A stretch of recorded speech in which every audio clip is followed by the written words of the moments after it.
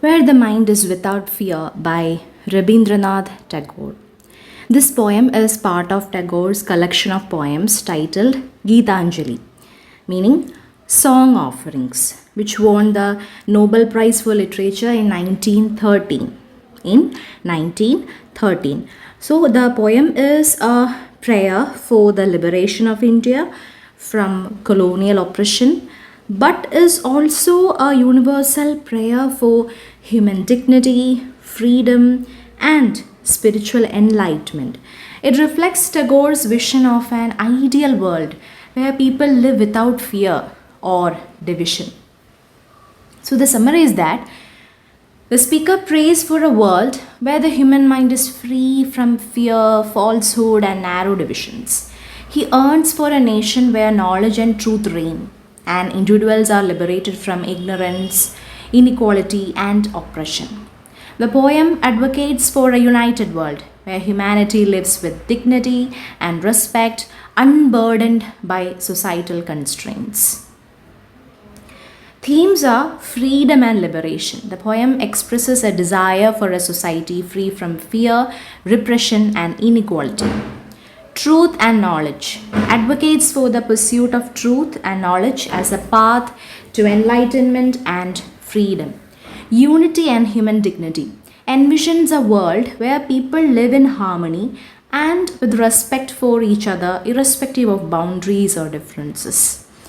And spiritual vision. The poem reflects Tagore's spiritual perspective of a higher state of consciousness where human beings are aligned with divine truth.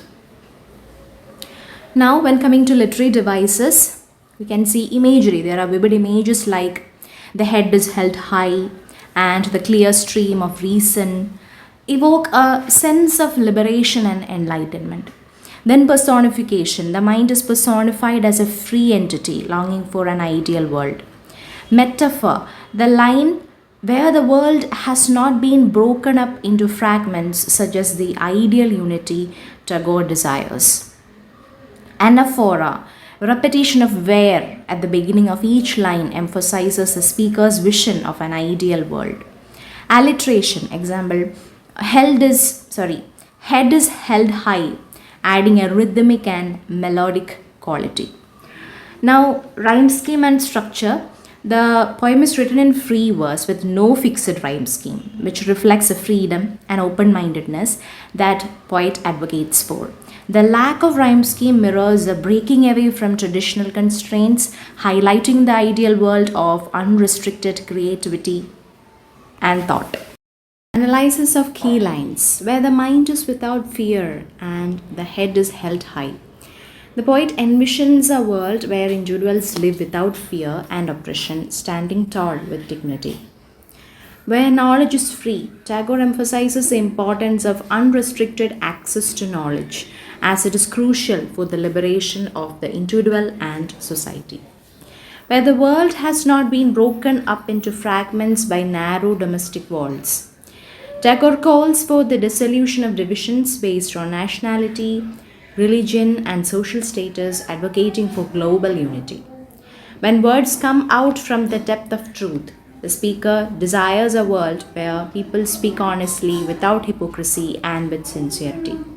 Into that heaven of freedom, my Father, let my country awake. The final line expresses the poet's prayer for India to awaken into a state of freedom, symbolizing both spiritual and national liberation. Multiple choice questions. What is the central theme of the poem? The quest for individual freedom and unity. What does Tagore mean by where knowledge is free? Knowledge should be accessible to all people. What does the phrase the head is held high symbolize? Dignity and freedom. What literary device is used in where the world has not been broken up into fragments? Metaphor. Which of the following is an essential aspect of the world that Tagore envisions in the poem? A world without inequality and divisions. Where the mind is without fear is a powerful prayer by Tagore, envisioning a world without fear, division, and ignorance no longer exist. Through the use of vivid imagery and metaphors, Tagore expresses his longing for a world rooted in freedom, truth, and unity. The poem's universal appeal reflects both Tagore's personal vision for his country, India, and for the entire human race.